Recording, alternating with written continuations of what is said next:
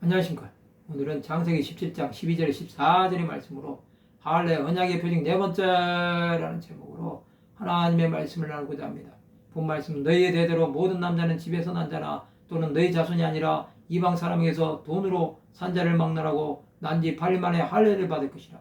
너희 집에서 난 자든지 너희 돈으로 산 자든지 할례를 받아야 하리니 이에 내 언약이 너희 살에 있어 영원한 언약이 되려니와 할례를 받지 아니한 남자 곧 그 포피를 베지 아니한 자는 백성 중에서 끊어지리니 그가 내 언약을 배반하였음이니라. 하나님께서 할례의 순서에 대해서 말씀하십니다. 이 할례는 대대로 모든 남자는 받아야 합니다. 그것은 집에서 난 자, 이방 사람에게서 돈으로 산 노예를 막론하고 태어난 지 8일 만에 받아야 합니다. 예수께서도 탄생한 지 8일 만에 할례를 받으신 것입니다. 할례에 대해서 사도 바울은 물은 육체의 모양을 내려하는 자들이 억지로 너에게 할례를 받게 하면 그들이 그리스도의 십자가로 말미암아 박해를 면하려 함뿐이라고 말씀하고 있습니다.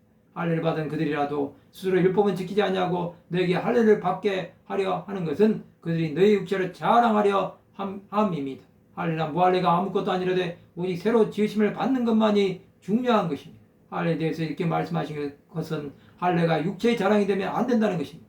할례를 받은 자들도 있지만 받지 않은 자들도 있습니다. 할례는 이방인에게는 의무사항이 아닙니다. 그러나 약속의 자녀들은 할례를 받아야 합니다. 구원을 받은 자는 마음의 할례로 그리스도인임을 증명해야 합니다. 이것은 그리스도의 십자가가 자랑임을 보여주는 것입니다. 누구든지 그리스도 안에 있으면 새로운 피조물입니다. 이전 것은 지나갔으니 보라 새 것이 된 것입니다. 우리는 이 할례의 언약을 통해서 하나님의 자녀됨을 증거하는 것입니다. 예수와 함께 죽은 자는 예수와 함께 다시 살아나는 것입니다.